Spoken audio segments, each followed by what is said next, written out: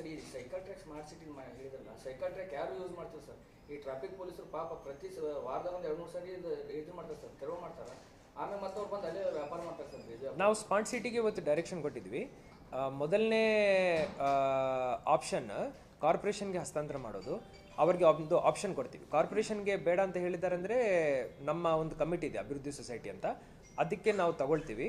Next ಏನು ಮಾಡಬೇಕನ್ನೋದು ಆ decision ಮೇಲೆ ಆಧಾರಿತವಾಗಿರುತ್ತದೆ. We will give one opportunity to decide whether the corporation wants to take it or they want to give it to us. Sir, ಈಗ road safety ಬಗ್ಗೆನೂ meeting ಮಾಡ್ತಾ ಇರ್ತೀರಾ. ಈಗ Ashoka ಸರ್ಕಲಲ್ಲಿ barricade ಹಾಕಿದ್ದಾರೆ. ಹಾವೇಗೆ ಟಚ್ ಅಪ್ ಇಲ್ಲಿಂದ ಮಾಂತೇಶ್ ನಗರ್ ಬ್ರಿಡ್ಜ್ ಪಕ್ಕದಲ್ಲಿ, ಮಾಂತೇಶ್ ನಗರ್ ಬ್ರಿಡ್ಜ್ ಪಕ್ಕದಲ್ಲಿರುವಂಥ service road, ಒಂದು ವಾಹನ ಹೋಗ್ತಾ ಇದ್ದಂದರೆ ಎದುರುಗಡೆ ವಾಹನ ಬರಲಿಕ್ಕೆ ಜಾಗ ಇಲ್ಲ. ಅದು ಈ ರಸ್ತೆ ಅಗಲೀಕರಣ ಮಾಡಬೇಕು. ಇದಕ್ಕಂದರೆ ಅಶೋಕ ಸರ್ಕಲ್ ಹತ್ರ ಅಲ್ಲಿ ಹಾವೇ ಟಚ್ ಆಗಕ್ಕೆ ಅಲ್ಲಿ ಬ್ಯಾರಿಕೇಡ್ ತೆಗೆದು ಪಾಸ್ ಮಾಡಬೇಕು. ನಾನು ನನ್ನ CP ರವರು ಒಂದು ಸತಿ ಸ್ಪಾಟ್ ಇನ್ಸ್ಪೆಕ್ಷನ್ ಮಾಡ್ತೀವಿ. NHA ಅವರನ್ನು ಕರ್ಕೊಂಡು ಹೋಗ್ತೀವಿ.